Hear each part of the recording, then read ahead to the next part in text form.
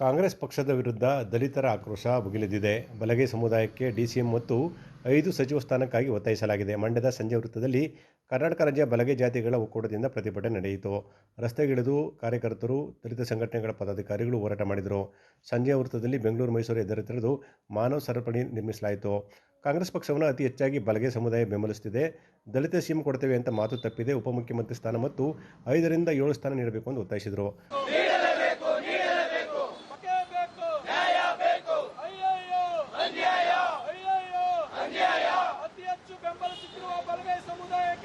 ಸಚಿವ ಸ್ಥಾನಮಾನ ನೀಡಲೇಬೇಕು. ಉಪಮುಖ್ಯಮಂತ್ರಿ ಸ್ಥಾನ ನೀಡಲೇಬೇಕು. ಕನಿಷ್ಠ 5 ಜನರಿಗೆ ಬಲಗೈ ಸಚಿವ ಸಂಪುಟ ಸ್ಥಾನಮಾನ ನೀಡಲೇಬೇಕು. ಬಲಗೈ ಸಮುದಾಯದ ಕನಿಷ್ಠ 5 ಜನರಿಗೆ ಸಚಿವ ಸ್ಥಾನಮಾನ ನೀಡಲೇಬೇಕು. ಬೇಕೇ ಬೇಕು. ಬೇಕೇ ಬೇಕು. ಸಮುದಾಯದ ಹೋರಾಟಕ್ಕೆ ಬಲಗೈ ಸಮುದಾಯಕ್ಕೆ ಉಪಮುಖ್ಯಮಂತ್ರಿ ಸ್ಥಾನ ನೀಡಲೇಬೇಕು. ಬಲಗೈ ಸಮುದಾಯಕ್ಕೆ ಉಪಮುಖ್ಯಮಂತ್ರಿ ಸ್ಥಾನ ನೀಡಲೇಬೇಕು. ಬಲಗೈ ಸಮುದಾಯದ 5 ಜನರಿಗೆ ಸಚಿವ ಸ್ಥಾನಮಾನ ನೀಡಲೇಬೇಕು. ಕಾಂಗ್ರೆಸ್ ಗೆಲ್ಲಲು ಬಲಗೈ ಸಮುದಾಯದ ಪಾತ್ರ ಅವಶ್ಯಕವಾಗಿದೆ. ಕಾಂಗ್ರೆಸ್ ಹೈಕಮಾಂಡ್ ನಮ್ಮ ಸಮುದಾಯಕ್ಕೆ ಸಚಿವ ಸಂಪುಟದಲ್ಲಿ ಹೆಚ್ಚಿನ ಸ್ಥಾನ ನೀಡಬೇಕು, ಇಲ್ಲದಿದ್ದರೆ ಮುಂದಿನ ದಿನಗಳಲ್ಲಿ ತಕ್ಕ ಉತ್ತರ ಕೊಡ್ತೇವೆ ಅಂತ ಕಾಂಗ್ರೆಸ್ ಹೈಕಮಾಂಡ್ಗೆ ಎಚ್ಚರಿಕೆ ನೀಡಿದರು. ಹೆದ್ದಾರಿ ತಡೆಯಿಂದ ಕೆಲವು ಟ್ರಾಫಿಕ್ ಜಾಮ್ ಉಂಟಾಯಿತು. ನಾಳೆ ನಡೀತಾ ಇರುವಂತಹ ನೂತನ ಸರ್ಕಾರ ರಚನೆಯಲ್ಲಿ ಮುಖ್ಯಮಂತ್ರಿಗಳಾಗಿ ಅಧಿಕಾರವನ್ನು ಸ್ವೀಕಾರವನ್ನು ಮಾಡ್ತಾ ಇರುವಂತಹ ಡಿ.ಕೆ. ಶಿವಕುಮಾರ್ ಸಾಹೇಬರಿಗೆ ಶುಭವಾಗಲಿ ಅಂತೇಳಿ ಹಾರೈಸುತ್ತಾ ಈ ಒಂದು ಸಚಿವ ಸಂಪುಟ ವಿಸ್ತರಣೆಯಲ್ಲಿ ನಮ್ಮ ರಾಜ್ಯದ ದಲಿತ ಸಮುದಾಯದ, ಅದರಲ್ಲೂ ಕೂಡ ಬಲಗೈ ಸಮುದಾಯದ ಹಿರಿಯರಿಗೆ ಉಪಮುಖ್ಯಮಂತ್ರಿ ಸ್ಥಾನವನ್ನು ನೀಡುವುದರ ಜೊತೆಗೆ ಇಡೀ ರಾಜ್ಯದಲ್ಲಿ ಕಾಂಗ್ರೆಸ್ ಪಕ್ಷವನ್ನು ಅತ್ಯಂತ ಹೆಚ್ಚಾಗಿ ಬೆಂಬಲಿಸಿದ್ದು ನಮ್ಮ ಬಲಗೈ ಸಮುದಾಯ. ಹಾಗಾಗಿ ಕನಿಷ್ಠ ಒಂದು 8-10 ಮಂದಿಗೆ ರಾಜ್ಯದ ಕ್ಯಾಬಿನೆಟ್ ದರ್ಜೆಯ ಸ್ಥಾನಮಾನವನ್ನು ಕೊಡುವುದರ ಜೊತೆಗೆ ನಮ್ಮ ಸಮುದಾಯಕ್ಕೆ ನ್ಯಾಯವನ್ನು ದೊರಕಿಸುವಂಥ ಪ್ರಯತ್ನವನ್ನು ಕಾಂಗ್ರೆಸ್ ಪಕ್ಷ ಮಾಡುತ್ತೆ ಅನ್ನುವಂಥ ನಂಬಿಕೆ ನಮ್ಮೆಲ್ಲರಿಗೂ ಕೂಡ ಇದೆ. ಜೊತೆಗೆ ರಾಜ್ಯದಲ್ಲಿ ಈ ಹಿಂದೆ ಕ್ಯಾಬಿನೆಟ್ ದರ್ಜೆನಲ್ಲಿ ಯಾರ್ಯಾರು ಮಂತ್ರಿಗಳಾಗಿ ಕೆಲಸವನ್ನು ನಿರ್ವಹಿಸಿದ್ರು ಅವರೆಲ್ಲರಿಗೂ ಕೂಡ ಮತ್ತಷ್ಟು ದೊಡ್ಡ ಜವಾಬ್ದಾರಿಯನ್ನು ನೀಡುವುದರ ಜೊತೆಗೆ ಹೊಸ ಸಂಪುಟಕ್ಕೆ ಹೊಸದಾಗಿ ಮತ್ತಷ್ಟು ಜನರನ್ನು ಕೂಡ ಸೇರ್ಪಡೆಯನ್ನು ಮಾಡಿ ಬಲಗೈ ಸಮುದಾಯದ ಎಲ್ಲ ಬಂಧುಗಳು ಇಲ್ಲಿ ಸೇರಿದ್ದೀವಿ. ನಮ್ಮದೇನು ಉದ್ದೇಶ ಅಂದರೆ, ಇದುವರೆಗೂ ನಾವು ಹಿರಿಯರು ಮಾತಾಡಿದ್ರು, ಏನು ಉದ್ದೇಶ ಅಂತಂದರೆ ಇದುವರೆಗೂ ಬಲಗೈ ಸಮುದಾಯಕ್ಕೆ ಮುಖ್ಯಮಂತ್ರಿ ಸ್ಥಾನ ಸಿಕ್ಕಿರಲಿಲ್ಲ, ಅದರ ಬದಲು ಸಿಕ್ಕಿಲ್ಲ ಈಗಲೂ ಕೂಡ. ಹಾಗಾಗಿ ಇರೋವಂಥ ಮಂತ್ರಿಗಳಿಗೆ ಒಂದು ಸಚಿವ ಸಂಪುಟ, ಒಂದು 5 ಜನಕ್ಕಾದರೂ ಸಚಿವ ಸಂಪುಟ ಇದು ದರ್ಜೆಯಲ್ಲಿ ಮಂತ್ರಿಗಳನ್ನ ಕೊಡಬೇಕು ಮತ್ತು ಒಬ್ಬ ಉಪಮುಖ್ಯಮಂತ್ರಿ ಸ್ಥಾನವನ್ನು ಕೊಡಬೇಕು ಅಂತ ಈ ಮೂಲಕ ತಮ್ಮನ್ನೆಲ್ಲರನ್ನು. ಮಂಡ್ಯ ನಗರದಲ್ಲಿರುವ ವಿದ್ಯಾಗಣಪತಿ ದೇವಾಲಯದಲ್ಲಿ ಜಿಲ್ಲಾ ಬಿಜೆಪಿ ನಗರ ಮೋರ್ಚಾ ಕಾರ್ಯಕರ್ತರು ಆಯೋಜಿಸಿದ್ದ ರಾಜ್ಯ ಬಿಜೆಪಿ ಕಾರ್ಯಕಾರಿಣಿ ಸದಸ್ಯರಾದ ಡಾಕ್ಟರ್ ಸಿದ್ದರಾಮಯ್ಯ ಅವರ ಹುಟ್ಟುಹಬ್ಬದ ಪ್ರಯುಕ್ತ ವಿಶೇಷ ಪೂಜೆ ಮತ್ತು ವಿವಿಧ ಸೇವಾ ಕಾರ್ಯಕ್ಕೆ ಚಾಲನೆ ನೀಡಲಾಯಿತು.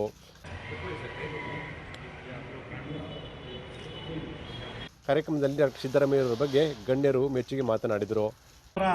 70ನೇ ವರ್ಷದ ಹುಟ್ಟುಹಬ್ಬದ ಪ್ರಯುಕ್ತ ಮಂಡ್ಯ ನಗರ ವಿದ್ಯಾಗಣಪತಿ ದೇವಸ್ಥಾನದಲ್ಲಿ ವಿಶೇಷ ಪೂಜೆಯನ್ನು ಏರ್ಪಡಿಸಿ ಭಗವಂತನಲ್ಲಿ ಅವರಿಗೆ ಆಯಸ್ಸು, ಆರೋಗ್ಯ, ಐಶ್ವರ್ಯ ಮತ್ತು ಉನ್ನತ ಹುದ್ದೆಯನ್ನು ಭಗವಂತ ಕರುಣಿಸಲಿ ಅಂತ ಕೇಳ್ಕೊಂಡಿದ್ದೀವಿ. ಅದರ ಜೊತೆಗೆ ಇವತ್ತು ನಾವು ಮಮತೆಯ ಮಡಿಲು ಒಂದು ಹಾಸ್ಪಿಟ್ಲ್ ಆವರಣದಲ್ಲಿ ಮಧ್ಯಾಹ್ನದ ಬಿಸಿ ಊಟವನ್ನು ಕೊಡ್ತಾಯಿದ್ದೀವಿ. ಮತ್ತು ಎತಕದಳ್ಳಿ ರುದ್ರಾಶ್ರಮದಲ್ಲೂ ಸಹ ಇವತ್ತು ಊಟದ ವ್ಯವಸ್ಥೆಯನ್ನು ಮಾಡಿದ್ದೀವಿ. ಇವತ್ತು 11:30ಗೆ ಎತಕದಳ್ಳಿಯಲ್ಲಿ ಅವರ ಸ್ವಗೃಹದಲ್ಲಿ ಒಂದು ಕಾರ್ಯಕ್ರಮವನ್ನು ಏರ್ಪಡಿಸಿ ಅವರ ಹುಟ್ಟುಹಬ್ಬವನ್ನು ಆಚರಿಸ್ತಾ ಇದ್ದೀವಿ. ಈ ಸಂದರ್ಭದಲ್ಲಿ ಮೋರ್ಚಾ ಅಧ್ಯಕ್ಷ ಹೊಸಳ್ಳಿ ಪ್ರಸನ್ನ, ಹೊಸಳ್ಳಿ ಶಿವು, ಬಿಜೆಪಿ ವಕ್ತಾರ ಸಿಟಿ ಮಂಜುನಾಥ್, ಕಚೇರಿ ವ್ಯವಸ್ಥಾಪಕರಾದಂಥ ಚಂದ್ರು, ಶಿವಕುಮಾರ್ ಆರಾಧ್ಯ, ಶಿವಕುಮಾರ್ ಕೆಂಪಯ್ಯ, ನಿತ್ಯಾನಂದ ವೈರ್ಮಡಿ, ಗ್ರಾಮಾಂತರ ಅಧ್ಯಕ್ಷರಾದ ಭೀಮೇಶ್, ಆನಂದ್, ಯೋಗೇಶ್ ಸೇರಿದಂತೆ ಇತರರಿದ್ದರು. ಮಾಜಿ ಶಾಸಕ ಕೆ. ಶಿವರಾಜಗೌಡ ಜಿಲ್ಲಾ ಉಸ್ತುವಾರಿ ಮಂತ್ರಿಗಳ ನಾಲಿಗೆ ಕತ್ತರಿಸುವ ಹೇಳಿಕೆ ನೀಡಿದ್ದು, ಮೊದಲು ನಮ್ಮ ನಾಲಿಗೆ ಕತ್ತರಿಸುವ ಬದಲು ಅವರು ತಮ್ಮ ಬದ್ಧತೆ ಬಗ್ಗೆ ಮತ್ತು ಮಾತನಾಡುವ ಬಗ್ಗೆ ಎಚ್ಚರಿಕೆಯಿಂದಿರಬೇಕು ಅಂತ ನಾಗಮಂಗಲ ಬ್ಲಾಕ್ ಕಾಂಗ್ರೆಸ್ ಅಧ್ಯಕ್ಷ ರಾಜೇಶ್ ಹೇಳಿದರು. ಸುದ್ದಿಗಾರರೊಂದಿಗೆ ಮಾತನಾಡಿದ ಅವರು, ಪ್ರಜಾಪ್ರಭುತ್ವ ವ್ಯವಸ್ಥೆಯಲ್ಲಿ ರೌಡಿಸಂ ಮಾಡುವ ರೀತಿಯಲ್ಲಿ ಸಚಿವ ಚಲುವರಾಯಸ್ವಾಮಿ ಅವರ ನಾಲಿಗೆ ಕತ್ತರಿಸುವ ಹೇಳಿಕೆಯನ್ನು ಸುರೇಶ್ ಗೌಡ ಅವರು ನೀಡಿದ್ದಾರೆ. ಪ್ರಸ್ತುತ ಆತನಿಗೆ ಅವರ ಪಕ್ಷದಿಂದ ವಿಧಾನಸಭೆ ಟಿಕೆಟ್ ದೊರೆಯುವುದಿಲ್ಲ ಎಂಬ ಕಾರಣಕ್ಕೆ ಅವರ ವರಿಷ್ಠರನ್ನು ಮೆಚ್ಚಿಸಲು ಇಂಥ ಹೇಳಿಕೆ ನೀಡಿದ್ದಾರೆ ಅಂತ ಹೇಳಿದರು. ಈಗಾಗಲೇ ಜಿಲ್ಲೆಯಲ್ಲಿ ಅವರ ಪಕ್ಷದ ಒಂದು ವರ್ಗ ಸಿ.ಎಸ್. ಪುಟ್ಟರಾಜು ವಿರುದ್ಧ ಹಾಗೂ ಮತ್ತೊಂದು ವರ್ಗ ಸುರೇಶ್ ಗೌಡ ವಿರುದ್ಧ ಟಿಕೆಟ್ ತಪ್ಪಿಸುವ ಕೆಲಸ ಮಾಡುತ್ತಿದ್ದು, ಡಿ.ಕೆ. ಶಿವಕುಮಾರ್ ಸಿಎಂ ಆಗುತ್ತಿರುವ ಹಿನ್ನೆಲೆಯಲ್ಲಿ ಕುಮಾರಸ್ವಾಮಿ ಅವರ ಮನೆಯಲ್ಲಿ ಸೂತಕದ ಛಾಯೆ ಆವರಿಸಿದೆ ಎಂದು ಹೇಳಿದ್ದರ ಪರ ವಿರೋಧದ ಹೇಳಿಕೆಯನ್ನು ಕುಮಾರಸ್ವಾಮಿ ಅಥವಾ ದೇವೇಗೌಡರು ಇಡಬೇಕು, ಅದನ್ನು ಬಿಟ್ಟು ಈ ರೀತಿ ಹೇಳಿಕೆ ನೀಡುವುದು ಸರಿಯಲ್ಲ ಅಂತ ಖಂಡಿಸಿದರು. ನಾಲಿಗೆಯನ್ನು ಕತ್ತರಿಸುವುದಾಗಿ ಸುರೇಶ್ಗೌಡ ಹೇಳಿದ್ದು ಅವರಿಗೆ ತಾಕತ್ತಿದ್ದರೆ ಜಿಲ್ಲೆಯ ಎಲ್ಲಿಗೆ ಬೇಕಾದರೂ ಕರೆದು ನಾಲಿಗೆ ಕತ್ತರಿಸಲಿ. ಅವರು ಕತ್ತರಿಸುವುದಾದರೆ ದೇವೇಗೌಡ ಕುಮಾರಸ್ವಾಮಿ ಹಾಗೂ ನಿಮ್ಮ ವಿರುದ್ಧ ಮಾತನಾಡುತ್ತೇವೆ, ಎಲ್ಲಿಗೆ ಬರಬೇಕು ಹೇಳಿ, ನಾವು ಬರುತ್ತೇವೆ ಅಂತ ಸವಾಲು ಹಾಕಿದ್ರು. ಮೇಕೆದಾಟು ಯೋಜನೆಯನ್ನ ನಾನು ಮಂಡ್ಯ ಜಿಲ್ಲೆಯ ಜನರು ಏನಾದ್ರು ಓಟ್ ಹಾಕ್ತೀನಿ ಅಂದ್ರೆ 24 ಗಂಟೆಯಲ್ಲಿ ನಾನು ಮೇಕೆದಾಟು ಯೋಜನೆಯನ್ನು ಜಾರಿ ಮಾಡ್ತೀವಿ ಅಂದ್ರೆ ಎಲ್ಲಿ ಜಾರಿ ಮಾಡಿದ್ರು? ಅದು ಸುಳ್ಳಲ್ವಾ? ಕುಮಾರಸ್ವಾಮಿ ನಾನು ಇವಾಗಲೂ ಕಂಡೀಷನ್ಗಳು ದೇವೇಗೌಡರು ಸುಳ್ಳು ಹೇಳಲ್ಲ, ಗಿಡ ಏನೋ ಅದು ಅವರ ವೈಯಕ್ತಿಕ ವಿಚಾರ. ನಾನು ಕಂಡಂತ ರಾಜಕಾರಣದಲ್ಲಿ ಕುಮಾರಸ್ವಾಮಿ ಅವರ ಸುಳ್ಳೇ ಅವರ ದೇವರ ಮನೆ ಅಂತ ನಾನು ಹೇಳ್ತೀನಿ. ಯಾವಾಗ ಸುರೇಶ್ ಗೌಡ ನಾಲ್ಗೆ ಕತ್ತರಿಸ್ತಾನೆ ಅಂತ ನೋಡೋಣ. ಚಲುವರಾಯಸ್ವಾಮಿದಂತೂ ಮುಟ್ಟಕ್ಕೂ ಆಗಲ್ಲ ಅವನ ಕೈಲಿ, ಯಾಕೆಂದ್ರೆ ಚಲುವರಾಯಸ್ವಾಮಿ ಹೋದ್ರೆ ಏನಾರು ಒಂದು ಆಗ್ತದೆ ಅನ್ನೋದು ಅವನ ಭಾವನೆ ಇರ್ಬೋದು. ಅಂತ ತಾಕತ್ತು ದಮ್ಮು ಇದ್ರೆ ಸುರೇಶ್ ಗೌಡ ಅಭಿವೃದ್ಧಿ ಕೆಲಸದ ಕಡೆ ಮಾಡಿರುವಂತ ಚಲುವರಾಯಸ್ವಾಮಿಯನ್ನು ಟೀಕೆ ಮಾಡಬೇಕು. ಸೂರ್ಯ ಚಂದ್ರ ಇರೋ ತನಕ ಒಂದು ಕೃಷಿಯ ನಮ್ಮ ವಿಶ್ವವಿದ್ಯಾಲಯವನ್ನು ತಂದವ್ರೆ. ಸೂರ್ಯಚಂದ್ರ ಇರೋ ತನಕ ಇರ್ತದೆ. ಯಾವುದೋ ಒಂದು ನಾವು ರಸ್ತೆ ಮಾಡಿದ್ರೆ ತಿರುಗಿ ಮತ್ತೆ ಕಿತ್ತೋಗ್ಬೋದು, ಒಂದು ಬಿಲ್ಡಿಂಗ್ ಮಾಡಿದ್ರೆ ಮತ್ತೆ ಕಿತ್ತೋಗ್ಬೋದು, ಅದು ಹೋಗಲ್ಲ. ಅಂಥದ್ದು ಯಾವ್ದಾದ್ರು ಕುಮಾರಸ್ವಾಮಿ ಈ ರಾಜ್ಯಕ್ಕೆ, ಈ ಜಿಲ್ಲೆಗೆ, ಅದು ನಮ್ಮ ಜಿಲ್ಲೆಗೆ, ರಾಜ್ಯಕ್ಕೆ ಬಡಿ ಏನ್ ಮಾಡಿದಾರೋ ಗೊತ್ತಿಲ್ಲ, ನಮ್ಮ ಜಿಲ್ಲೆಗೆ ಅಂಥದ್ದು ಕುಮಾರಸ್ವಾಮಿ ಆಗಲಿ ದೇವೇಗೌಡರಾಗಲಿ ಮಾಡಿಲ್ಲ. ಸುರೇಶ್ ಗೌಡ ಈಗಲಾದ್ರೂ ಅರ್ಥಕೊಂಡು ಬಾಯ ಮುಚ್ಕೊಂಡು ಸುಮ್ಮನಿದ್ರೆ ಗೆದ್ದ, ಏನೂ ಕೆಲಸ ಮಾಡಲ್ಲ. ಆ ಒಂದು ದೇವೇಗೌಡರಿಗೆ ಮೆಚ್ಚಿಸಕ್ಕೆ ಮತ್ತು ಕುಮಾರಸ್ವಾಮಿ ಮೆಚ್ಚಿಸಕ್ಕೆ ಮಾಡಿದ್ದಾನೆ. ಇನ್ನು ಮುಂದಾದ್ರೂ ಸುರೇಶ್ ಗೌಡ ಹುಷಾರಾಗಿರ್ಲಿ, ಅವನೇ ಹುಷಾರಾಗಿರ್ಲಿ. ಜನ ಅವನೇನು ಮುಂದೇನು ಗೆಲ್ಲಿಸ್ಬಿಡಲ್ಲ. ಅವನು ಈಗಲೇ ಅವನಿಗೆ ಗೊತ್ತಿದೆ ನನಗೆ ಟಿಕೆಟ್ ಸಿಗಲ್ಲ, ನನ್ಗೆ ಗೆಲ್ಲಕ್ಕಾಗಲ್ಲ ಅಂತಿದ್ದಾನೆ. 2028 ಸಹ ಚಲುವರಾಯಸ್ವಾಮಿ ಅವರೇ ನಮ್ಮ ನಾಯಕತ್ವದಲ್ಲಿ ಇಡೀ ಜಿಲ್ಲೆಯಲ್ಲಿ ಕಾಂಗ್ರೆಸ್ ಬರುತ್ತೆ, ಮತ್ತೆ ಕಾಂಗ್ರೆಸ್ ಸರ್ಕಾರ ಬರುತ್ತೆ. ಹೊಸ ಕಾಂಗ್ರೆಸ್ ಸರ್ಕಾರ, ಡಿ.ಕೆ. ಶಿವಕುಮಾರ್ ಅವರ ನೇತೃತ್ವದಲ್ಲಿ ಸರ್ಕಾರ ಬರ್ತದೆ, ಅದು ಅಭಿವೃದ್ಧಿಯನ್ನು ಆಗ್ತದೆ ಅಂತ ಹೇಳ್ತಾರೆ. ಕಾಂಗ್ರೆಸ್ ಜಿಲ್ಲಾಧ್ಯಕ್ಷ ಸಿ ಡಿ ಗಂಗಾಧರ್ ಮಾತನಾಡಿ, ಸೂತಕ ಎಂಬ ಹೇಳಿಕೆ ಸಾವಿಗೆ ಮಾತ್ರವಲ್ಲ, ಸಂಭ್ರಮಕ್ಕೂ ಸೂತಕದ ಹೆಸರಿದೆ. ಅದರ ಅರ್ಥ ಅರಿಯದೆ ಜೆಡಿಎಸ್ ಅಧ್ಯಕ್ಷ ಡಿ ರಮೇಶ್ ಶಾಸಕರನ್ನ ಮಿಸ್ಟರ್ ಎನ್ನಲು ಏನು ಅರ್ಹತೆ ಇದೆ? ರಾಜಕೀಯವಾಗಿ ಚಲುವರಾಯಸ್ವಾಮಿ ಅವರ ಬಗ್ಗೆ ಮಾತನಾಡಲು ಇವರ ಅರ್ಹತೆ ಏನು ಅಂತ ಪ್ರಶ್ನೆ ಮಾಡಿದ್ರು. ಇವ್ರ ಮೇಲೆ ಕಟ್ಕೊಂಡು ಆಡಳಿತ ಮಾಡ್ತಾರೆ ಜಿಲ್ಲಾ JDS. ನಾವು ಅವ್ರ ವಿಚಾರದಲ್ಲಿ ತಲೆ ಹಾಕಲ್ಲ, ನಮ್ಗೆ ಅವಶ್ಯಕತೆನೂ ಇಲ್ಲ. ಸೂತಕ ಅಂದ್ರೇನು? ಸೂತಕ ಅಂದ್ರೆ ಇವ್ರ ಪ್ರಕಾರ ಸತ್ತ ಮನೇಲಿ ಮಾತ್ರ ಸೂತಕ ಅಲ್ಲ. ನಮ್ಮ ಮನೇಲಿ ಯಾರು ಹೆಣ್ಮಕ್ಳು ಪ್ರಬುದ್ಧರಾದ್ರೆ ಆಗ್ಲೂ ಸೂತಕ ಅಂತೀವಿ. ಮತ್ತೆ ಮನೇಲಿ ಮಗು ಆದ್ರೆ ಆಗ್ಲೂ ಸೂತಕ ಅಂತೀವಿ. ಅವ್ರ ಸಂಬಂಧಪಟ್ಟಂತ ಬ್ಲಡ್ ರಿಲೇಷನ್ಸು ಎಲ್ಲ ಸೂತಕ ಅನ್ಕೊಂಡು ಇರ್ತಾರೆ. ಅದಕ್ಕೆಲ್ಲ ಮನೆಯನ್ನೆಲ್ಲ ತೊಳೆದಿ ಬೆಳೆದಿ ಮಾಡಿ ಸೂತಕ ತಗೊಂಡು ಅಂತೀವಿ. ಸೂತಕ ಅನ್ನೋ ವಿಚಾರಕ್ಕೆ ಅರ್ಥ ಗೊತ್ತಿಲ್ದಂಗೆ ಇವನು ಚನ್ನಪಟ್ಟಣದಿಂದ ಬಂದ್ಬಿಟ್ಟು ಮಿಸ್ಟರ್ ಅಂತಾನೆ. ಏನ್ರಿ ಆಯ್ತು ಇವನು ಅರ್ಹತೆ? ಚೆಲುವಣ್ಣನ ಬಗ್ಗೆ ರಾಜಕೀಯವಾಗಿ ಮಾತಾಡಕ್ಕೆ ಇವನ್ ಕ್ವಾಲಿಫಿಕೇಶನ್ ಏನು? 30 ವರ್ಷಗಳಿಂದ ಸಾರ್ವಜನಿಕವಾದಲ್ಲಿ ನಿಷ್ಕಳಂಕವಾಗಿ ಆಡಳಿತ ಮಾಡ್ತಾ ಇರ್ತಕ್ಕಂಥ ಹಲವಾರು ಮಂತ್ರಿಗಿರಿ, ಜಿಲ್ಲಾ ಪಂಚಾಯತ್ ವ್ಯವಸ್ಥೆ, ಪಾರ್ಲಿಮೆಂಟ್ ವ್ಯವಸ್ಥೆ ಎಲ್ಲದರೊಳಗೆ ಕೆಲಸ ಮಾಡಿರ್ತಕ್ಕಂಥ ವ್ಯಕ್ತಿ ವಿರುದ್ಧ ಇವನು ಮಿಸ್ಟರ್ ಏನ್ರಿ? ದೇವೇಗೌಡರು ಮನೆಯವರ ಓಲೈಸ್ಕದ್ ಬಿಟ್ರೆ ಈ ಸುರೇಶ್ ಗೌಡಂಗುವೆ ಈ ರಮೇಶ್ಗೆ ಇನ್ನೇನು ಉದ್ಯೋಗ ಇಲ್ಲ. ಪಾಪ ಜನತಾದಳದ ಕಾರ್ಯಕರ್ತರು 9 ಸ್ಥಾನದಲ್ಲಿ ಅರ್ಜಿನೇ ಹಾಕೋಕ್ಕಾಗ್ತಾನೆ ಅವಿರೋಧವಾಗಿ ಆಯ್ಕೆ ಮಾಡಿಕೊಟ್ರು ನಮ್ಗೆ. ಇವ್ರ ಯೋಗ್ಯತೆ ಜಿಲ್ಲಾ ಕೇಂದ್ರ ಸಹಕಾರ ಬ್ಯಾಂಕ್ ಅಲ್ಲೇ ಗೊತ್ತಾಗೋದೆ ಇವನ್ ಜಿಲ್ಲಾಧ್ಯಕ್ಷಗಿರಿ ಏನ್ ಮಾಡ್ತಾ ಇದ್ದನು ಅಂತ. ಈ ಓಲೈಕೆ ರಾಜಕಾರಣದಿಂದ ಮಾನ್ಯ ಡಿ ರಮೇಶ್ ಹೊರಬರೋದು ಒಳ್ಳೇದು. ನಿನಗಲ್ಲ ಇದು. ಮಂಡ್ಯ ಗಂಡು ಮೆಟ್ಟಿದ ಭೂಮಿ. ಇಲ್ಲಿರ್ತಕ್ಕಂಥ ವಿರೋಧ ಪಕ್ಷ ಆಗ್ಬೋದು, ಆಡಳಿತ ಪಕ್ಷ ಆಗ್ಬೋದು, ಸೈದ್ಧಾಂತಿಕ ರಾಜಕಾರಣ ಇನ್ನೆಲ್ಲಿ ಬಂದವ್ರೆ? ಈ ರೀತಿ ಗೋಸುಂಬೆ ರಾಜಕಾರಣ ಮಾಡ್ಕೊಂಡು, ಓಲೈಕೆ ರಾಜಕಾರಣ ಮಾಡ್ಕೊಂಡು ಯಾವ ಪಾರ್ಟಿಯವರು ಇಲ್ಲ. ಈ ಓಲೈಕೆ ರಾಜಕಾರಣ ನಡೆಯಲ್ಲಪ್ಪ. ನೀನ್ಯಾಕೆ ಕೇಳ್ತೀಯ? ಡಿ.ಕೆ. ಶಿವಕುಮಾರ್ ನಮ್ಮ ಪಾರ್ಟಿ ಲೀಡರು, ನಮ್ಮ ಮುಖ್ಯಮಂತ್ರಿಗಳಾಯ್ತಾರು, ನಮ್ಮ ವಿಚಾರ ರೇ. ಡಿ.ಕೆ. ಶಿವಕುಮಾರ್ ಹತ್ರ ಗಂಜಿಕೆ ನೀನ್ ಯಾಕಯ್ಯ? ಗಂಜಿ ಕೇಂದ್ರ ಇಲ್ವೋ, ಇಲ್ಲ ಊಟದ ಮನೇಲಿ ಇದ್ವು ಅಂತ ನೀನ್ ಯಾಕಯ್ಯ? ಇಮಾಮ್ ಸಾಬ್ರಿಗೂ ಗೋಕುಲಾಷ್ಟಮಿಗೂ ಸಂಬಂಧ ಏನಯ್ಯ? ಕಾಂಗ್ರೆಸ್ ಪಾರ್ಟಿಗೂ ಜನತಾದಳ ಪಾರ್ಟಿಗೂ ಏನ್ ಸಂಬಂಧ? ಕಾಂಗ್ರೆಸ್ ಪಾರ್ಟಿ ಮುಖ್ಯಮಂತ್ರಿ ಆಗೋದಕ್ಕೂ ನಿನ್ಗೂ ಏನಪ್ಪ ಸಂಬಂಧ ರಮೇಶ? ನೀನು ಯಾಕೆ ಹೇಳ್ಬೇಕು? ನಮ್ಮ ಪಾರ್ಟಿ ಮುಖ್ಯಮಂತ್ರಿಗಳು, ನಮ್ಮ ಲೀಡರ್ಗಳು ಯಾಕತೆ? ದಯಮಾಡಿ ತಮ್ಮ ಮಾತನ್ನ ಬಹಳ ಎಚ್ಚರಿಕೆಯಿಂದ ಆಡಬೇಕು ಅಂತ ನಾನು ಈ ಮೂಲಕ ಆಗ್ರಹಪೂರ್ವಕ ಹೇಳ್ತೀನಿ. ಜೊತೆಗೆ ಪ್ರಜಾಪ್ರಭುತ್ವ ವ್ಯವಸ್ಥೆಯಲ್ಲಿ 2 ಬಾರಿ ಶಾಸಕರಾಗಿದ್ಕೊಂಡು, ಅದು ನಾಗಮಂಗಲದಂತ ಪ್ರಬುದ್ಧ ವಿಧಾನಸಭಾ ಕ್ಷೇತ್ರದ ಮತದಾರರು, ಎಂತೆಂಥ MLAಗಳು ಬಂದವರು, ಕೃಷ್ಣಪ್ಪನವರು, ಮರಿಯಪ್ಪನವರು, ಎಂತೆಂಥವ್ರು, ಶಂಕರಲಿಂಗೇಗೌಡರು, ಅಂತ ಜಾಗದಲ್ಲಿ 2 ಸಲ MLA ಆಗ್ಬಿಟ್ಟು ನೀನು ಟಿಕೆಟ್ ಸಿಕ್ಕುದಿಲ್ಲ, ಹೆಂಗಾರ ಮಾಡಿ ದೇವೇಗೌಡರ ಮನೆಯವ್ರ ಸಹಿ ಅನ್ಸ್ಕೋಬೇಕು ಅಂತ ನಾಲ್ಗೆ ಕತ್ತರಿಸ್ಬಿಡ್ತೀನಿ. ಪಾಪ ಎಲ್ಲೋ ಬರಬೇಕು? ನಾವೆಲ್ಲ ಬಾಲಗಳು. ಅವರು ಬಸವನ ಸಾಹಸ ಬೇಡ ನಿನ್ಗೆ, ನಾವು ಬತ್ತೀವಿ ಬಾಲಗಳು. ಅದೆಲ್ಲ ಬರ್ಬೇಕು ಹೇಳಿ. ಇವತ್ತೆ ಬಹಿರಂಗ ಸವಾಲು ಮಂಡ್ಯ ಪತ್ರಕರ್ತರ ಸಂಘದ ಎದುರುಗಡೆ, ನೀನ್ ಎಲ್ಲ ನಾಲ್ಗೆ ಕತ್ತರಿಸ್ತೀಯ ಅಂತ್ಯ? ನೀನು ಮನೆ ತಗ ಬರ್ಬೇಕಾ? ಅಥವಾ ನೀನು ಇರೋ ಜಾಗ ಬರ್ಬೇಕಪ್ಪ ಬರ್ತೀವಿ ಬರೋ ಕತ್ತರಿಸಪ್ಪ ನಮ್ಮದು ಕತ್ತರಿಸು ಫಸ್ಟು, ಆಮೇಲೆ ನಿಮ್ಮ ಮುಂದೋರ್ದು ದಯಮಾಡಿ ನಾವೇನಲ್ಲ ನಿನ್ನ ನಾಲ್ಗೆ ಕತ್ತರಿಸ್ತೀನಿ, ನಿನ್ನ ಕಾಲು ಕತ್ತರಿಸ್ತೀನಿ, ನಿನ್ನ ಕೈ ಕತ್ತರಿಸ್ತೀನಿ. ಈ ನಮ್ಮ ಸಂಸ್ಕೃತಿ. ಗೋಷ್ಠಿಯಲ್ಲಿ ಶರತ್ ರಾಮಣ್ಣ, ದಿವಾಕರ್, ಅಶೋಕ್, ದಿನೇಶ್ ಇದ್ದರು. ಸರ್ವ ಜನಾಂಗ ಪ್ರೀತಿಸುತ್ತಲೇ ಒಕ್ಕಲಿಗ ಜನಾಂಗದ ಅಭ್ಯುದಯಕ್ಕಾಗಿ ಶ್ರಮಿಸಿದ ಅಜಾತಶತ್ರು ನಾಗಣ್ಣ ಬಾಣಸವಾಡಿ ಅಂತ ವಿಶ್ವ ಒಕ್ಕಲಿಗರ ಮಠದ ನಿತ್ಯಾನಂದನಾಥ ಸ್ವಾಮೀಜಿ ಪ್ರಶಂಸೆ ವ್ಯಕ್ತಪಡಿಸಿದರು. ಮದ್ದೂರಿನ ಕುವೆಂಪು ಸಭಾಂಗಣದಲ್ಲಿ ಹೊನ್ನೇರು ಬಳಗ, ಕಾಲಭೈರವ, ಕ್ರಿಯಾಶೀಲ ಒಕ್ಕಲಿಗ ಕಾರ್ಯಪಡೆ, ಅಖಿಲ ಕರ್ನಾಟಕ ಒಕ್ಕಲಿಗರ ಸಂಘ ಏರ್ಪಡಿಸಿದ್ದ ಒಕ್ಕಲಿಗ ವಜ್ರ ನಾಗಣ್ಣ ಬಾಣಸವಾಡಿ ಅವರ 61ನೇ ಜನ್ಮದಿನಾಚರಣೆ ಮತ್ತು ನಾಗಣ್ಣ ಬಾಣಸವಾಡಿ ಸಮಾಜ ಸೇವಾ ಪ್ರಶಸ್ತಿ ಪ್ರದಾನ ಕಾರ್ಯಕ್ರಮದಲ್ಲಿ ಭಾಗವಹಿಸಿ ಮಾತನಾಡಿದವರು, ದೀಪ ತನ್ನನ್ನು ತಾನು ಸುಟ್ಟುಕೊಂಡು ಇತರರಿಗೆ ಬೆಳಕು ಕೊಡುವ ಹಾಗೆ ನಾಗಣ್ಣ ಬಾಣಸವಾಡಿ ಒಕ್ಕಲಿಗ ಜನಾಂಗದ ಅಭ್ಯುದಯಕ್ಕಾಗಿ ತಮ್ಮ ಕುಟುಂಬದ ಹಿತವನ್ನು ಬದಿಗೊತ್ತಿ ಕೆಲಸ ಮಾಡಿದ್ದಾರೆ ಅಂತ ಹೇಳಿದರು. ಉತ್ತರ ಕರ್ನಾಟಕದ ಕುಡು ಒಕ್ಕಲಿಗರನ್ನು ಮುಖ್ಯವಾಹಿನಿಗೆ ಕರೆತಂದು ಅವರಿಗೆ ಒಕ್ಕಲಿಗ ಜನಾಂಗದ ಜಾತಿ ಪ್ರಮಾಣ ಪತ್ರ ಕೊಡಿಸಬೇಕು ಅನ್ನುವ ಮೂಲಕ ನಿರಂತರ ಶೋಷಣೆ ಮತ್ತು ತುಳಿತಕ್ಕೆ ಒಳಗಾದ ಕಡು ಒಕ್ಕಲಿಗರ ರಕ್ಷಿಸಬೇಕೆಂದು ಆಹರ್ನಿಸಿ ಶ್ರಮಿಸಿದ ನಾಗಣ್ಣ ಬಾಣಸವಾಡಿ ಅವರ ಸಾಧನೆ ಅಪಾರವಾದುದು ಅಂತ ಅವರು ಹೇಳಿದರು. ರಾಮವನದಲ್ಲಿ ಮಹಾತ್ಮ ಗಾಂಧಿ ಪ್ರತಿಮೆ ಇಡ್ತೀನಿ ಅಂತ ಯಾರೋ ಬಂದ್ರು, ಸ್ವಾಮಿಯಲ್ಲಿ ಏನೋ ಗಾಂಧಿ ಭವನ ಹೊಡೆದಾಕ್ತಿದ್ದಾರೆ, ಅದೊಂದು ಪ್ರತಿಮೆ ಇತ್ತು, ಅದನ್ನ ತಾಲೂಕು ಆಫೀಸ್ ಮುಂದೆ ಹಾಕ್ಸ್ತೀನಿ ಅಂತ ಎಲ್ಲ ಎಸಿ ಮಾಡಿದ್ರು. ನಾನು ಗಾಂಧಿ ಅಭಿಮಾನಿ ಅಲ್ವಾ, ಇರ್ಲಿ ಬಿಡು, ಗಾಂಧಿ ಪ್ರತಿಮೆಗ ತಾಲೂಕು ಆಫೀಸ್ ಮುಂದೆ ಇಟ್ಕೊಂಡ್ರೆ ಏನಪ್ಪ ಅನ್ಯಾಯ ಆಗುತ್ತೆ, ಅವರೇನ ದೇಶದ್ರೋಹಿಗಳ. ಮಹಾತ್ಮ ಗಾಂಧಿ ವಿಶ್ವಮಾನವ ಇಡ್ಲಿ ಅಷ್ಟೇ. FIR ಹಾಕ್ಸ್ಬಿಟ್ರು ಸ್ವಾಮಿ. ಇದೇ ಬಲರಾಮೇಗೌಡರು ಮೊದಲು ಅವ್ರ ಮೇಲೆ FIR ಹಾಕುವಂತಂದ್ರು. ಇದೇ ಬಲರಾಮೇಗೌಡರು ಮೊದಲು ಆ AC ಮೇಲೆ FIR ಹಾಕೋ ಬಹಳ ಪ್ರಸಿದ್ಧ ಆಗ್ತಾ ಇದೆ ಅಂತ ಗೊತ್ತಾಗೋಡ್ರೆ. ಆ ನೋವುಗಳನ್ನ ಅವ್ರು ಹೇಳಿದ್ದು ನೀವು ಮನಸ್ಸು ಕಿರಿಕಿರಿ ಮಾಡ್ಕೋಬೇಡಿ, ಎಲ್ಲರೂ ಯೋಚನೆ ಮಾಡ್ತಿದ್ರು. ಬಲರಾಮೇಗೌಡರು ಹಾಗೆ ಅವ್ರ ಆಕ್ರೋಶವನ್ನು ವ್ಯಕ್ತಪಡಿಸಿದ್ದಾರೆ. ಅವರ ಆಕ್ರೋಶದ ಜೊತೆಗೆ ಪ್ರಶಸ್ತಿ ಸ್ವೀಕರಿಸಿ ಮಾತನಾಡಿದ ಬಲರಾಮೇಗೌಡರು, ಒಕ್ಕಲಿಗ ಮತ್ತು ಒಕ್ಕಲುತನದ ಉಳಿವು ಹಾಗೂ ಬೆಳವು ಅತ್ಯಗತ್ಯವಾಗಿ ಆಗಬೇಕಾದ ಸಂಗತಿಯಾಗಿದ್ದು, ರಾಜಕಾರಣಿ ಮಠಾಧೀಶರು ಒಕ್ಕಲುತನಕ್ಕೆ ಒಕ್ಕಲಿಗ ಜನಾಂಗಕ್ಕೆ ಬಾಧಕ ಉಂಟಾದಾಗ ಪ್ರತಿಕ್ರಿಯಿಸುವ ಪ್ರತಿಭಟಿಸುವ ಸ್ವಭಾವವನ್ನು ಬೆಳೆಸಿಕೊಳ್ಳಬೇಕು ಅಂತ ಅವರು ಹೇಳಿದರು. 4 ತಿಂಗಳು ಲೋಕಾಯುಕ್ತದಲ್ಲಿ ಕೆಲಸ ಮಾಡ್ತೇನೆ. ನಾನು SP ಆಗಬೇಕಾದ್ರೆ ನಮ್ಮ ನಾಗರಾಜ್ ಅವರು ಹೇಳಿದಂಗೆ ನಮ್ಮ ನಾಗಣ್ಣನವರ ಕೊಡುಗೆ ಅಪಾರ. ಅವರ ಹಿಂಸಾ ಹೋರಾಟದಿಂದನೇ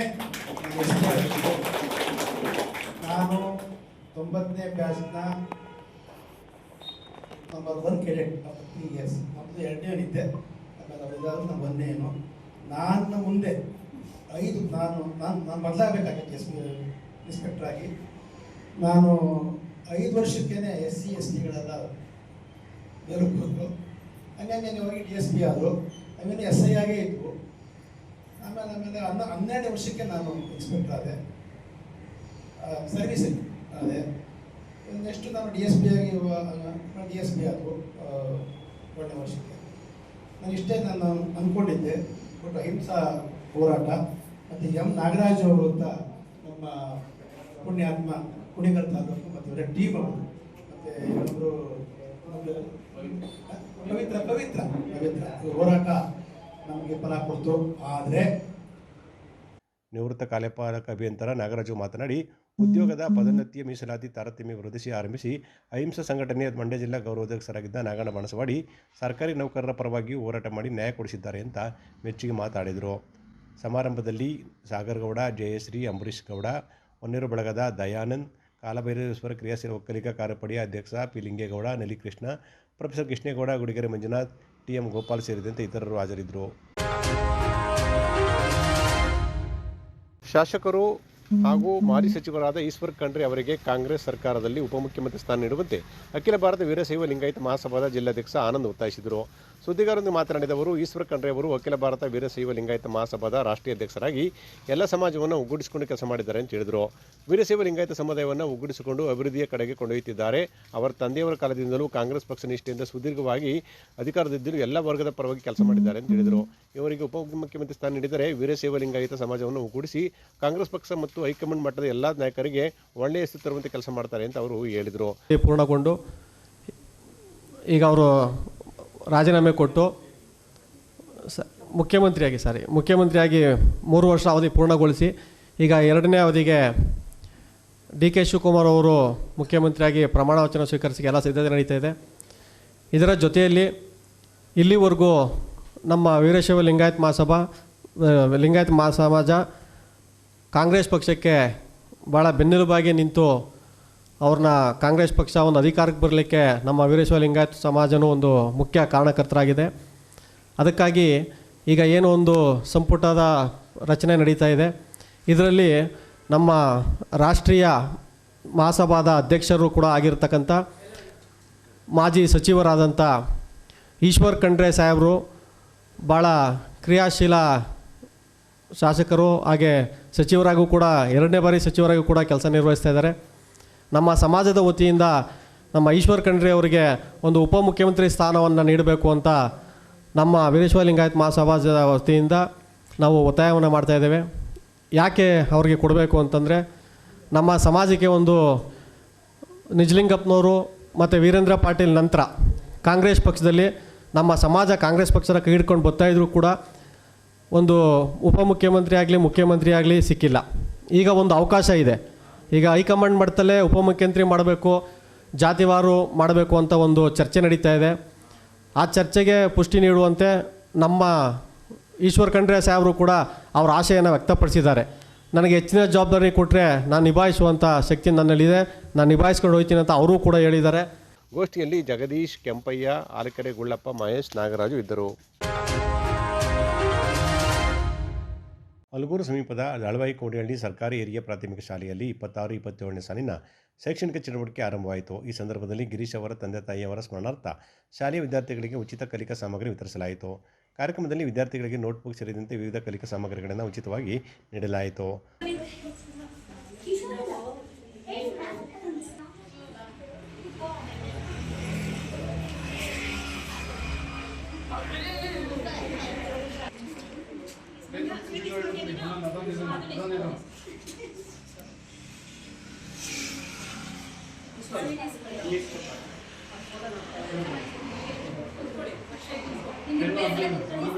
ಸರ್ಕಾರಿ ಶಾಲೆಗಳಲ್ಲಿ ಹೆಚ್ಚಿನ ಸಂಖ್ಯೆಯಲ್ಲಿ ಮಕ್ಕಳನ್ನು ದಾಖಲಿಸುವ ಮೂಲಕ ಸರ್ಕಾರಿ ಶಾಲೆಗಳನ್ನು ಉಳಿಸಿ ಬೆಳೆಸುವ ಅಗತ್ಯವಿದೆ. ಈ ಶಾಲೆಗೆ ಸುಮಾರು ವರ್ಷಗಳ ಹಿಂದೆ ನಮ್ಮ ತಂದೆಯವರು 5 ಗುಂಟೆ ಜಮೀನು ನೀಡಿದ್ದು ಅವರು ನಡೆಸುತ್ತಿದ್ದ ಕಾರ್ಯಕ್ರಮವನ್ನು ನಾನು ಮುಂದುವರಿಸುತ್ತಿದ್ದೇನೆ ಅಂತ ಅವರು ಹೇಳಿದರು.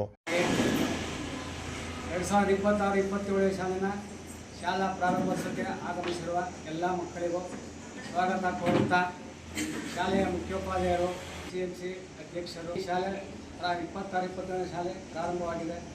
ಎಲ್ಲರಿಗೂ ಈ ವರ್ಷ ಒಳ್ಳೆಯದಾಗಲಿ. ಎಂದಿನಂತೆ ಈ ವರ್ಷ ಪ್ರತಿ ವರ್ಷ ನಮ್ಮ ತಂದೆಯವರಾದಂಥ ಮಲ್ಲಿಕಾರ್ಜುನವರು ಈ ದಳವಾಯಿ ಕೋಡಿ ಶಾಲೆಗೆ ನಿವೇಶನ ದಾನ ನೀಡಿದ್ದಾರೆ. ಎಂದಿನಂತೆ ಅವ್ರ ಜ್ಞಾಪಕಾರ್ಥವಾಗಿ ಪ್ರತಿ ವರ್ಷದಂತೆ ಈ ವರ್ಷವೂ ಮಕ್ಕಳಿಗೆ ನೋಟ್ಬುಕ್ಕು, ಲೇಖನಿ ಸಾಮಗ್ರಿಗಳನ್ನು ವಿತರಿಸಿ ಮಕ್ಕಳಿಗೆ ಸಿಹಿ ತಿನ್ನಿಸಿ ಸ್ವಾಗತ ಕೋರುತ್ತೇವೆ. ನಂತರ ದಾನಿಗಳನ್ನು ಶಾಲೆ ಸಿಬ್ಬಂದಿ ಆತ್ಮೀಯವಾಗಿ ಗೌರವಿಸಿದರು. ಈ ಸಂದರ್ಭದಲ್ಲಿ CRP ತಿಮ್ಮಯ್ಯ ಮತ್ತು ನಾಗೇಶ್, ಪ್ರಭಾರ ಮುಖ್ಯ ಶಿಕ್ಷಕಿ ನವ್ಯಶ್ರೀ, ಗೌರಮ್ಮ, ಶಿಲ್ಪಾ, ಕಾವ್ಯ, ಸುಮಾ, ಯೋಗೇಶ್ ಹಾಗೂ ವಿದ್ಯಾರ್ಥಿಗಳು ಮತ್ತು ಪೋಷಕರು ಹಾಜರಿದ್ದರು.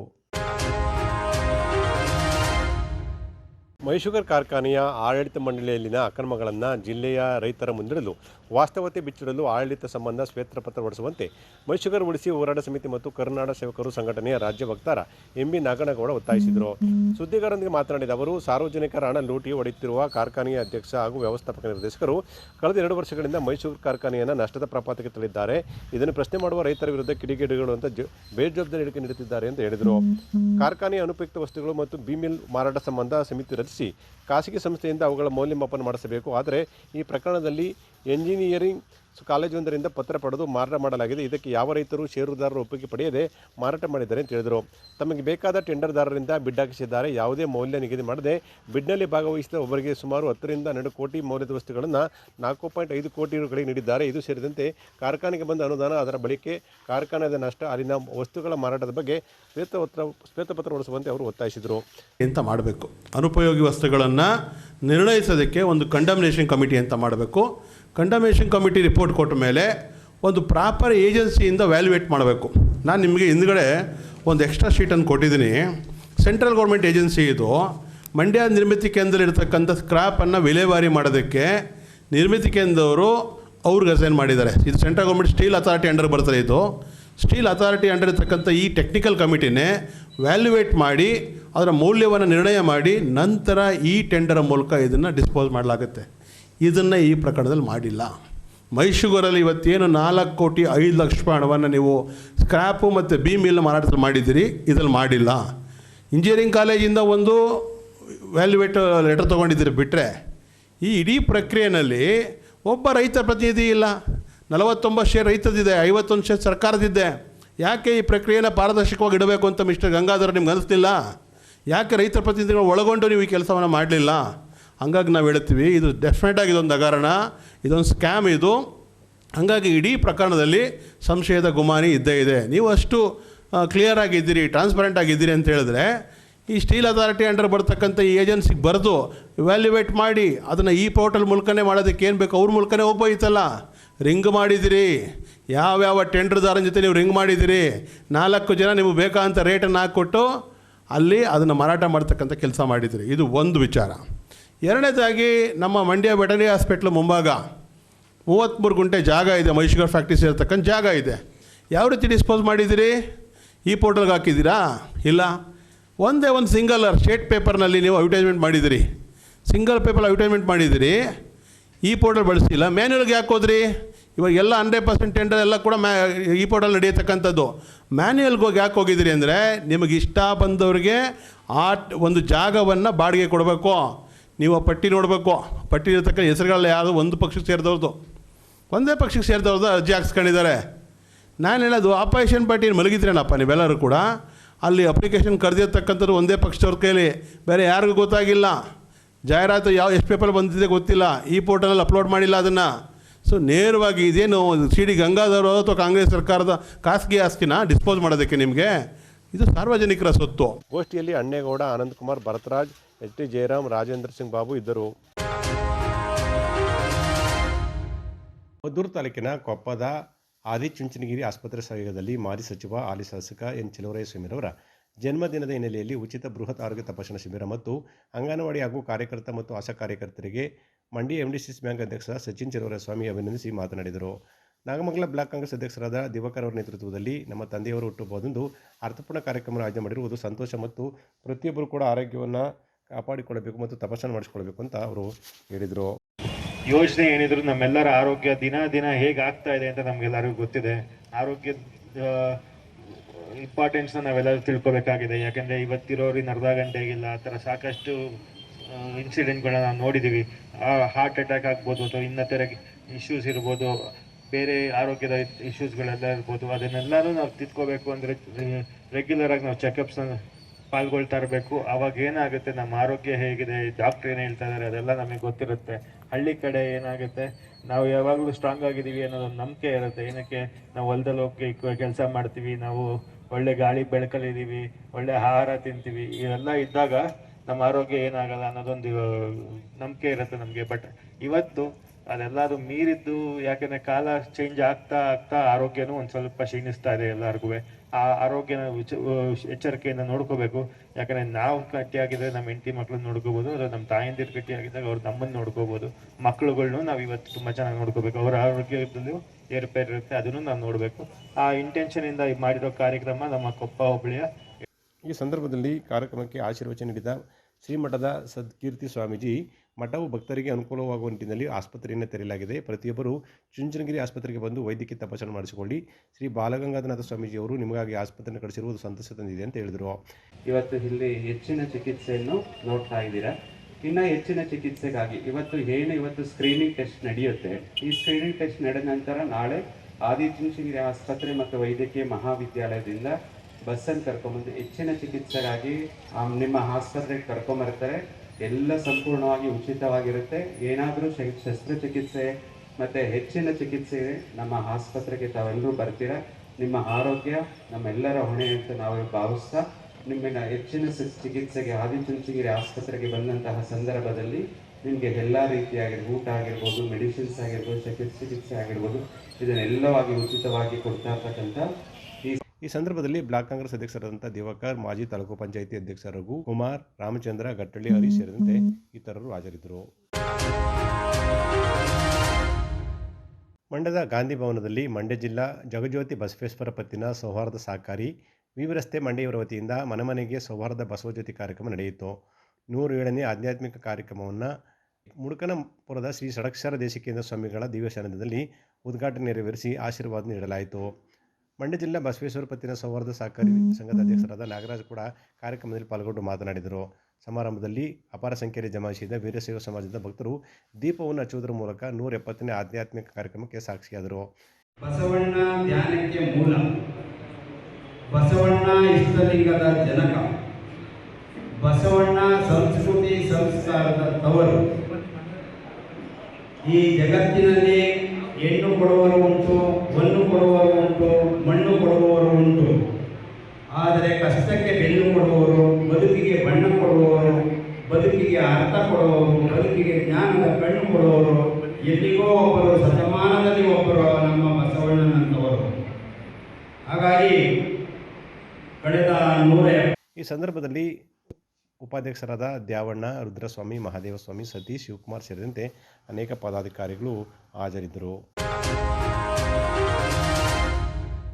ಟಿಪ್ಪು ಸುಲ್ತಾನ್ ನಾಡಪ್ರೇಮಿಯಾಗಿದ್ದು ಭೂ ಸುಧಾರಣೆಯನ್ನು ತಂದ ನೇತಾರ ಜೊತೆಗೆ ಸರ್ವಧರ್ಮ ಸಹಿಷ್ಣುನಾಗಿದೆ ಎಂಬುದಕ್ಕೆ ನೂರಾರು ಉದಾಹರಣೆಗಳಿವೆ. ಟಿಪ್ಪು ಸುಲ್ತಾನ್ ಬ್ರಿಟಿಷರಿಗೆ ಸಿಂಹಸ್ವಪ್ನವಾಗಿದ್ದ ಮತ್ತು ಸರ್ವಧರ್ಮ ಸಹಿಷ್ಣುನಾಗಿದೆ ಎಂಬುದಕ್ಕೆ ಮರಾಠರ ದಾಳಿಗೆ ಒಳಗಾಗಿದ್ದ ಶೃಂಗೇರಿ ಶಾರದಾ ಪೀಠ ಮತ್ತು ಸಂಕಷ್ಟದಲ್ಲಿದ್ದಾಗ ಅದಕ್ಕೆ ಹಣ ಸಹಾಯ ಮಾಡಿ ಅದಕ್ಕೊಂದು ಪೂರಕವಾದ ವಾತಾವರಣ ನಿರ್ಮಾಣ ಮಾಡಿದರು ಅಂತ ನಿವೃತ್ತ ನ್ಯಾಯಾಧೀಶರಾದಂಥ ವಸಂತ ಮೋಡಸಾವಳಗಿ ಹೇಳಿದರು.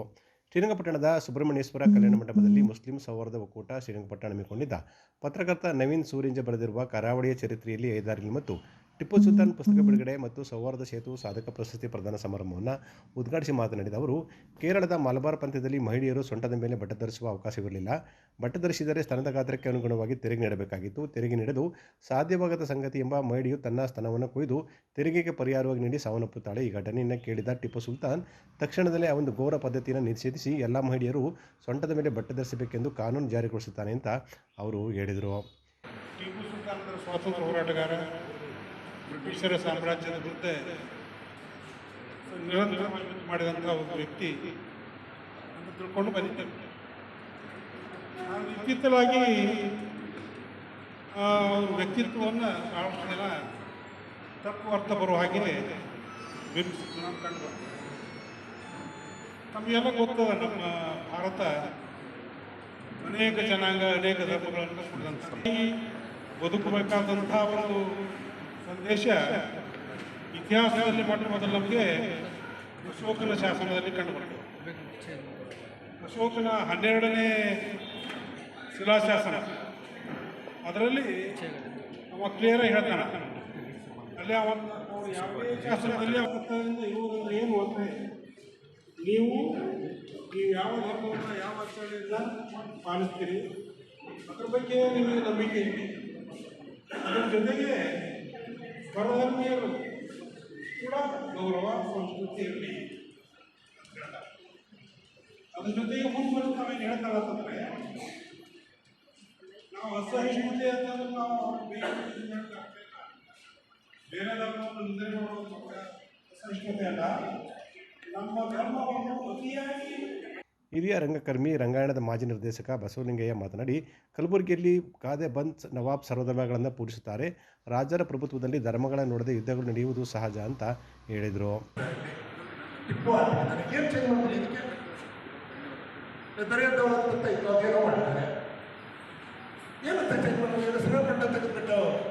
ಟಿಪ್ಪು ಖಾನ್ ನಗರ ಅಂತ ಹೇಳ್ತಾರೆ. ಸೊ ಇದು ಈ 75 ವರ್ಷದ ಸ್ವಾತಂತ್ರ್ಯ ನಂತರ ಬ್ರಿಟಿಷರ ಯಾವ ಗುಲಾಮರಾಗಿದ್ರು, ದೇಶದ್ರೋಹದ ಕೆಲಸಗಳನ್ನು ಮಾಡಿದ್ರು ಮತ್ತು ಬ್ರಿಟಿಷರ ಏಜೆಂಟ್ರಾಗಿದ್ರು, ವಸಾಹತುಶಾಹಿಗಳ ಏಜೆಂಟ್ರಾಗಿದ್ರು, ಅವರೇ ಈಗ ಪವರಲ್ಲಿದ್ದಾರೆ. ಅದು ದುರಂತ ಆಗಿರೋದು. ಈ ದೇಶವನ್ನು ಒಡೆದಂಥ ಜನ ಅಧಿಕಾರದಲ್ಲಿದ್ದಾರೆ. ಅದು ಡೆಮೋಕ್ರಸಿ ಮೂಲಕ. ಈಗಾಗಲೇ ಬೆಂಗಾಲಲ್ಲಿ ನೋಡಿದೆ, ಅಲ್ಲಿ ಮುಸಲ್ಮಾನ ಬಂಧುಗಳೇನಿದ್ದಾರೆ, ಗೋವು ಪವಿತ್ರ ಅದು ರಾಷ್ಟ್ರ ಪ್ರಾಣಿಯನ್ನು ಘೋಷಣೆ ಮಾಡಿ ಮುಸಲ್ಮಾನರ ಉದ್ಯಮದಲ್ಲಿ ಸಮಸ್ಯೆ ಶುರುವಾಯಿತು. ಅಂದರೆ ನೀವು ಆಹಾರವನ್ನು, ಉಡುಪನ್ನು, ನಿಮ್ಮ ಧರ್ಮವನ್ನು ರಾಜಕಾರಣಕ್ಕೆ ತಂದರೆ ಈಗೇನು ಅಮೃತ ಕಾಲ ಅಂತ ಕೇಳುಗಾಗಿದ್ದೀವಲ್ಲ, ಇದು ವೇದಿಕೆಯಲ್ಲಿ ಪ್ರಗತಿಪರ ಚಿಂತಕರಾದ ಡಾಕ್ಟರ್ ಸುಜಯ್ ಕುಮಾರ್, ಜಿ ರಾಮಕೃಷ್ಣ, ಪ ಮಲ್ಲೇಶ್, ಡಾಕ್ಟರ್ ನಾಜಿಯಾ ಕೌಜಾರ್, ಡಾಕ್ಟರ್ ಸಾಜೀನಾ ಬೇಗಂ, ಅಫ್ಸರ್, ಕೃತಿ ಲೇಖಕರಾದ ನವೀನ್ ಸೂರಂಜೆ ಹಾಗೂ ಮುಸ್ಲಿಂ ಸೌಹಾರ್ದ ಒಕ್ಕೂಟದ ಅಧ್ಯಕ್ಷರಾದ ಪ್ರೊಫೆಸರ್ ಇಲಿಯಾಸ್ ಅಹಮದ್ ಸೇರಿದಂತೆ ಅನೇಕರು ಇದ್ದರು. ಇದೇ ಸಂದರ್ಭದಲ್ಲಿ ರಾಷ್ಟ್ರ ಪ್ರಶಸ್ತಿ ಪುರಸ್ಕೃತರು ಮತ್ತು ಸಮಾಜ ಚಿಂತಕರಾದ ಅಬ್ದುಲ್ ಬೇಗ್ ಮತ್ತು ಭತ್ತದ ತಳಿ ಮತ್ತು ಮಾವಿನ ತಳಿಗಳ ವಿಶೇಷ ತಜ್ಞರಾದಂತಹ ಸೈಯದ್ ಗಲಿಖಾನ್ ಅವರನ್ನು ಆತ್ಮೀಯವಾಗಿ ಗೌರವಿಸಲಾಯಿತು. ಜೊತೆಗೆ SLC ಮತ್ತು PUCಲಿ ಹೆಚ್ಚು ಅಂಕ ಗಳಿಸಿದ ವಿದ್ಯಾರ್ಥಿಗಳಿಗೆ ಪ್ರತಿಭಾ ಪುರಸ್ಕಾರ ನೀಡಲಾಯಿತು.